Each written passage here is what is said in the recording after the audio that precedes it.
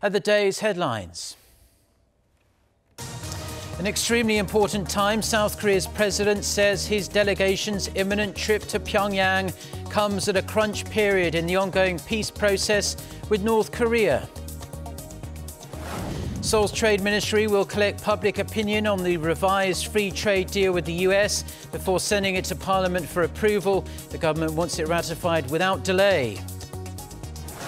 Plus 0.6%, the South Korean economy expanded at a slower than expected pace in Q2 due to lackluster construction investment. We are going to start today, though, with the FTA between Seoul and Washington. The revision clauses of that deal have been made public now. The South Korean government plans to conclude all necessary steps before submitting the amendment to the Nat'l Assembly for ratification by early next year. Kim Hyo-sun starts us off. The full text of the KORUS FTA amendment that was agreed upon by Seoul and Washington in March has been disclosed online. South Korea's Ministry of Trade, Industry and Energy explained that no changes have been made to the negotiation results that were previously revealed, adding it will collect public opinion on the revised clauses until next Monday, in accordance to the country's trade law. Under the revised agreement, the U.S. will extend tariffs on imports of Korean pickup trucks by another 20 years to the year 2041. Seoul made it clear in the amendment that safeguard measures be made to prevent potential abuse of the arbitration procedures by multinational companies in accordance to the investor-state dispute settlement system. It also includes clauses to improve transparency of anti-dumping and countervailing duties imposed by the U.S. The ministry now aims to complete all necessary procedures to have the National Assembly ratify the amendment by end of this year. We can carry out the necessary steps leading up to the signing of the amendment, but its ratification is the National Assembly's responsibility. Therefore, we hope lawmakers can swiftly and smoothly ratify the amendment. It remains to be seen whether the revised trade pact can improve trade conditions with the U.S. as promised by the South Korean government. Kim Hyo-sun, Arirang News. Now, President Moon Jae-in is warning that a trip to Pyongyang on Wednesday by a high-level South Korean delegation comes at an extremely important time. This as the South Korean leader himself is due to hold a third summit with North Korean leader Kim Jong-un in the North Korean capital sometime in September. Shin Se-min with this report. President Moon Jae-in explained his reasoning for sending the envoys, once again emphasizing the timing. 지금 한반도 평화 정착에 있어 매우 중요한 시기입니다. 한반도의 평화는 한반도의 완전한 비핵화와 함께 가는 것이므로 정부는 한반도를 둘러싼 정세를 면밀하게 살피고 세심하게 관리하고 있습니다. The president's chief of staff, Im Jong-suk, is hopeful that the delegation will come back, having fixed a date for the third inter-Korean summit this fall in Pyongyang. The delegates include Chung Eui-yong, who is the head of the National Security Office, and the intelligence agency chief, Seo Hun. The decision to send them for just a day comes as Seoul scrambles to salvage the diplomatic process. For one thing, they'll try to put some speed on the preparations for this month's summit, since they don't have a date or details yet. And two, Seoul wants to step up its role as mediator between Pyongyang and Washington, whose relations have soured since President Trump called off a scheduled trip to the regime by his top diplomat. And the presidential chief of staff, who also led the committee for the first inter-Korean summit, says that without the strategic patience and consent of the U.S., it is simply impossible to realize historic change. The envoy's day trip comes at a time when denuclearization seems to be at an all-around impasse. So many see this week's contact with the North as a chance for a breakthrough, a chance to get things moving again, not only in terms of diplomacy, but on the economic front as well. Shin Se-min, Arirang News. North Korea's Foundation Day celebrations are coming up in a few days, and it's being reported that Pyongyang has not extended an invitation to South Korea. Several foreign delegations from countries that are friendly with the communist state have been invited to the number of major events set for September 9th. But according to Seoul's Unification Ministry, South Korea is not among them. The ministry spokesperson added the opening of the Inter-Korean Joint Liaison Office is expected to be scheduled after President Moon's special delegation visits North Korea on Wednesday. And Chinese President Xi Jinping's widely expected visit to North Korea this month may not happen after all, as sources say there has been a lack of any relevant moves in Beijing. Reports also say Russian President Vladimir Putin has also got no plans to visit the communist state for the regime's upcoming Foundation Day celebration. Lee Seung-jae with the details. Reports last month added to speculation that Chinese President Xi Jinping was planning to travel to Pyongyang around September 9th to celebrate North Korea's 70th founding anniversary. But according to sources, the Chinese government is not showing movement that would indicate a trip is being planned. In addition, China's foreign ministry spokesperson said there's no information to give about the Chinese leader's attendance at the anniversary events in Pyongyang, fueling expectations that President Xi will stay away. Also, with President Xi's busy diplomatic schedule in Beijing in early September, watchers say all signs point to the trip being off. The summit of the Forum on China-Africa Cooperation, which opened in Beijing on Monday, has brought together leaders of 53 of Africa's 54 countries, while some countries are planning a state visit to China until September 9th, the day of the regime's founding anniversary. In addition, a state visit by the King of Monaco is also slated for September 5th to the 8th. Sources speculate a ranking Chinese official may travel to North Korea on behalf of President Xi. They say if President Xi sends an envoy to Pyongyang, Wang Huning, a member of the Politburo Standing Committee, will be one of the potential candidates, as Wang attended all three summits between President Xi and North Korean leader Kim Jong-un in China earlier this year. Meanwhile, the Kremlin says Russian President Vladimir Putin is also not scheduled to pay a visit to North Korea. The Kremlin spokesperson added there are also no plans for a meeting between Kim Jong-un and the Russian leader on the sidelines of the Eastern Economic Forum in Vladivostok from September 11th to the 13th. He said Pyongyang has not notified Moscow about Kim's plans to accept Putin's invitation to the forum. Lee Seung-jae, Arirang News.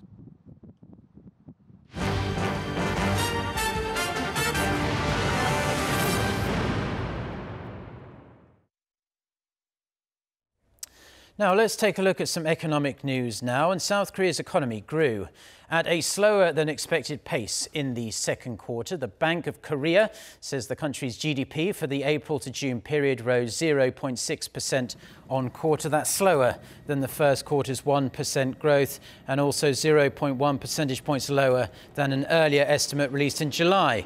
While facilities investment in Q2 was nearly 1% higher than earlier estimates, construction investment, exports and imports all dropped. Private consumption, that edged up 0.3%, the slowest rate since the fourth quarter of 2016. Real gross national income fell by 1% on quarter. South Korea's consumer prices remained in the 1% growth range for the 11th straight month in a row in August. Statistics Korea says overall consumer prices increased by 1.4% in August compared to the same month last year.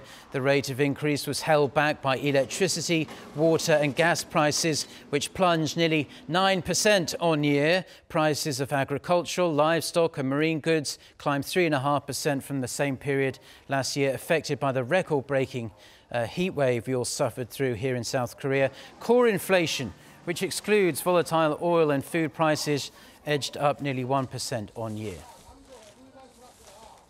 President Moon Jae-in is urging lawmakers to help the country through this rather rough patch by swiftly passing bills aimed at boosting the economy. He also called for more government spending to respond to the pressing social and economic issues that are gripping the nation. Hwang Ho-jun reports.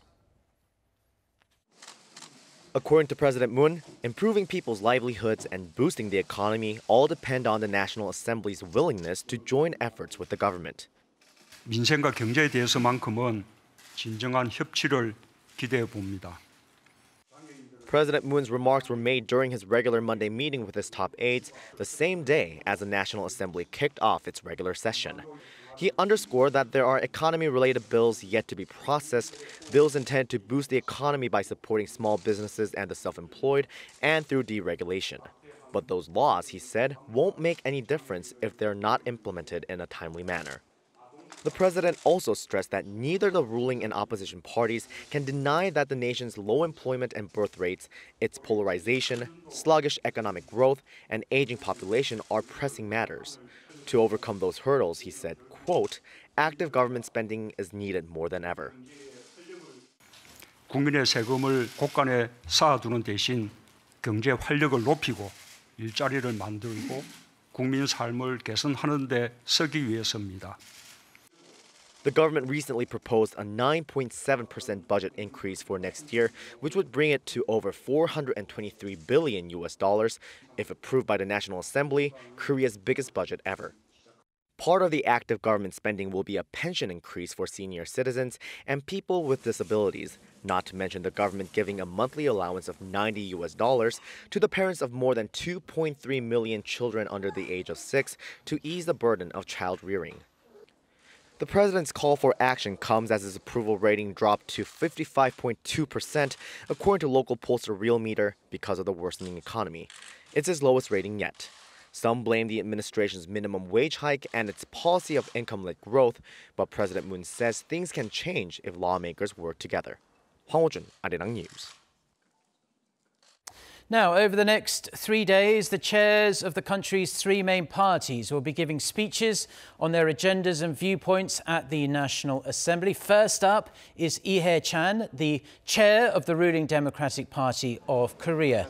He stressed the importance of reviving the economy and finding new growth engines. He highlighted the need for next year's record budget, saying that expansionary measures are needed to support job growth and boost the quality of life. He also brought up the need to ratify the joint summit declaration reached between the two Koreas in April in order to set the groundwork for the implementation of the agreement. Heavy rain lashed parts of South Korea again on Monday, and well into this morning, flooded is being reported across Chungcheongbuk-do Province. That was one of the hardest hit areas. The province was lashed by over 165 millimeters of rain overnight. Homes, roads, stores and a factory were inundated by rainwater. The weather agency is forecasting 50 millimeters more rain to hit the province on Tuesday. Now, buying items online used to be a real pain in the neck for shoppers here in South Korea, required to install various security programs and use a public certificate system. To make the process simpler and hopefully reduce our stress levels, banking authorities have launched a new private certificate system using the latest in financial technology, namely blockchain. Han Soo-ah reports. Online shoppers in Korea will be able to pay for their purchases more easily and quickly than ever before. The Korean Federation of Banks last week launched a new private authentication certificate called BankSign. Based on blockchain technology, a decentralized way to secure transactions. And more than a dozen banks have already adopted it. Banking certificates are usually a lot of hassle, but this mobile application, which uses a blockchain-based certificates, allows customers to make online transactions without the central verification institution. It is much faster and more convenient. The old system of digital public certificates made users install lots of software and even switch browsers just to log into the bank. You'd even have to close your browser and start the transaction over again. Needless to say, it got a lot of complaints. For instance, in 2013, when the Korean drama My Love from the Star became popular, Chinese shoppers tried to buy a coat worn by the main character but gave up.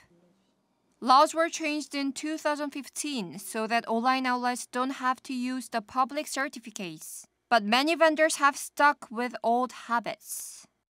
Despite the promise of the new blockchain-based system, some experts say it still needs more work to fully replace the old one. Technically, using blockchain-based certification, the transaction procedures became simpler as all banks share database. However, some improvements are needed as users still need to download the digital certificate on the smartphone. Eventually, for the country to make further progress in fintech, industry insiders say the government needs to give them more leeway. Not only for the development of technologies in the field of certification, but also for the general financial sector, further liberalization of the related regulations and the additional government supports are needed. In the meantime, the banking sector will continue to introduce various technologies related to the fourth industrial revolution, like big data and artificial intelligence, into financial transactions. 한수아, Arirang News. A 92-year-old South Korean woman held a solo protest on Monday in front of the Foreign Ministry here in Seoul over the way they handled Japan's wartime sexual slavery issue. Kim Bok-dong, who is a victim of the wartime atrocity, demanded the government get rid of a foundation set up based on a 2015 deal between Seoul and Tokyo to help the survivors. Kim said the Reconciliation and Healing Foundation, funded by around $9 million of Japanese money, misses the point. She said the victims have not been fighting just for compensation, but for a sincere apology from Tokyo for its past actions. Similar protests are planned through the end of September.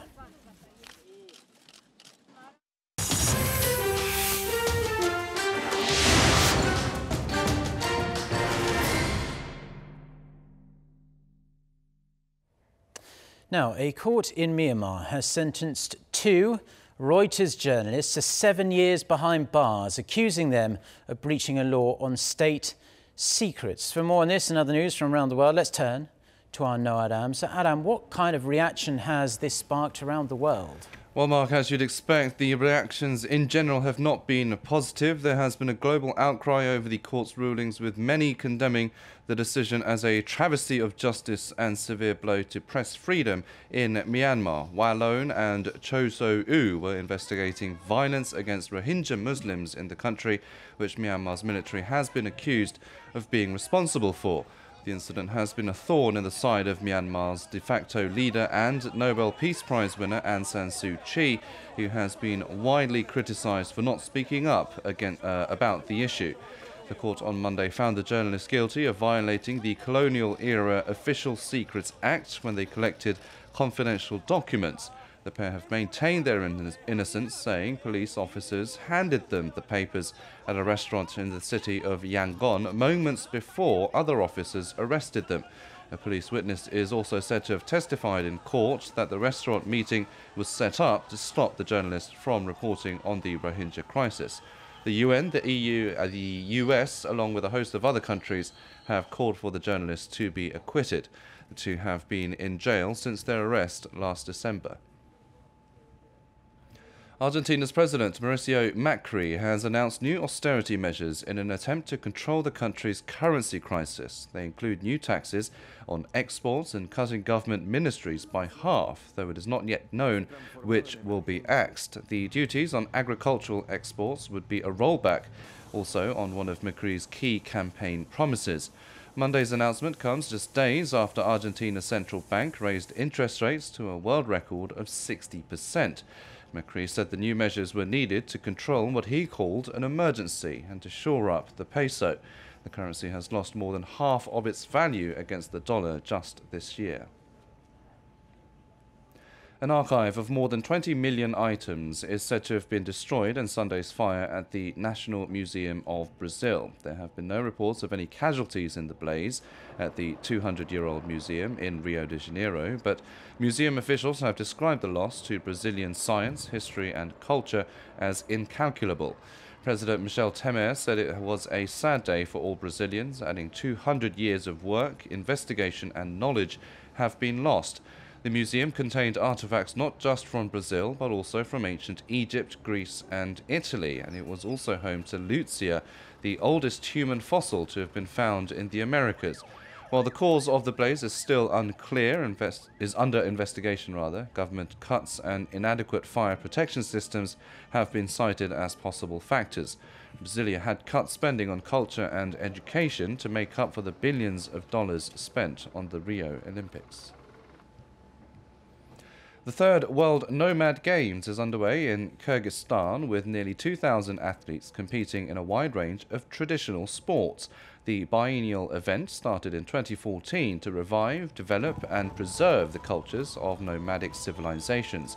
Almost 80 countries are participating in more than 40 types of ethno-sports, including arm wrestling, horseback archery and tug-of-war.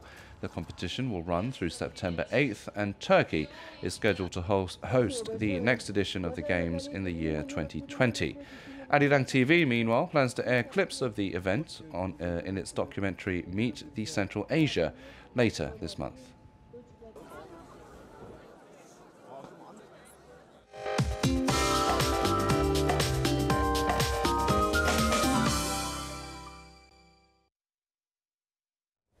Good morning. Most of rain clouds have moved out from the peninsula, and we can finally expect some nice weather conditions today. A fair amount of sunshine will boost daily highs to near 30 degrees Celsius in most parts of the country. In most major cities, we'll get up to 29 degrees Celsius this afternoon. Daejeon, Gyeongju, and Busan will all get up to 30 degrees. And temperatures will gradually go down, and morning lows will drop to the upper teens by the weekend. With that, let's take a look at the international weather for viewers around the world. So South Korea will finally have dry and sunny weather this Tuesday, while northern parts of North Korea will see rain into tomorrow afternoon. The very strong typhoon Jebi is expected to come close to the Pacific coast of western Japan before noon on Tuesday. Winter weather has made a brief return to Melbourne with the coldest September morning recorded in more than a decade. Tropical storm Gordon has formed over the eastern Gulf of Mexico and continues to bring heavy rain and gusty winds to Florida. Gordon will head for the northern Gulf Coast, making landfall Tuesday night as a Category 1 hurricane. And as for South America, Rio de Janeiro will have wet conditions until Thursday. Britain is set for hotter than normal temperatures until December. And there is at least 25 millimeters of rain predicted for Cape Town starting late on Tuesday afternoon. And that's the weather update for now.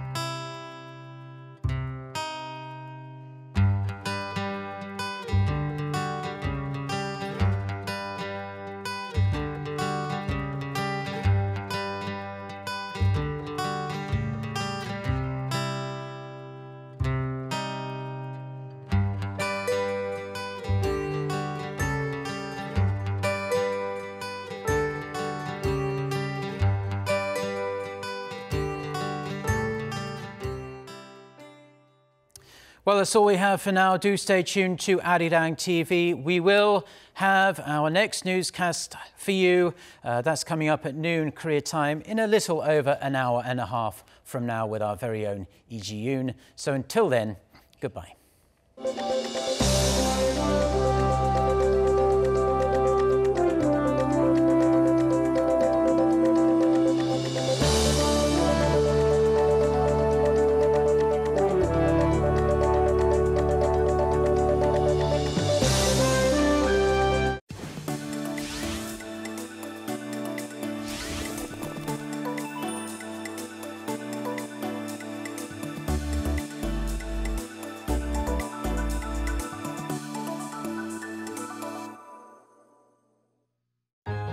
Here on Jeju-do Island, our FM frequencies are 88.7 in Jeju City, 88.1